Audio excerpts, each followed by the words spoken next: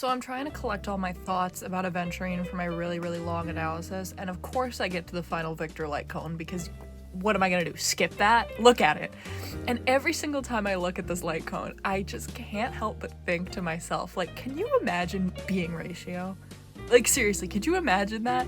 Imagine being a guy who is like so alienated from everybody around him. You're in this weird area where like you're trying to achieve this like great thing. You want to be on the same level as all these geniuses, but the geniuses think that you're too dumb for them, but all the normal people think that you're too high and mighty and pretentious to associate with them. So you're just in this weird like middle ground where you kind of just don't really talk or connect to anybody. And then one day your boss is like, get in here, you got a new work partner, and you're like, like, god damn it, the last thing I want is to deal with some random idiot from the IPC. That sounds like a real fucking joy. And you go into work and you're like waiting for your new partner and you're like, fuck man, like this sucks.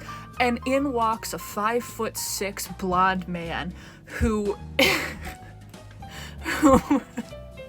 who introduces himself to you and then immediately whips out a gun and then loads it in front of you. Mind you, the caption for this light cone, if you read it, it says specifically that aventurine is looking at Ratio provocatively, whatever the fuck that means. So he's like probably like biting his lip and blushing and shit while he's putting these bullets in the gun, and he's just like, and then he spins it, he turns it around, puts it in your hand, and then interlocks your fingers on the trigger and then holds it to his chest, pulls it 3 times while looking you dead in the eyes, and then like just fucking leaves. Because there's no way he's stuck around after that. You can't pull some ridiculous shit like that and then just be like, oh, so you want to go out for drinks? Like, no, you gotta flee. You gotta keep the air a mystery. So he deadass probably was just like, well, bye, and like fucked off.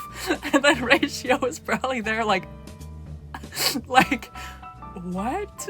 And I can't get the image out of my head of him going home after that and putting on like his fucking Ebenezer Scrooge ass nightgown and like nightcap and like laying in his bed and looking up and being like, who the fuck was that?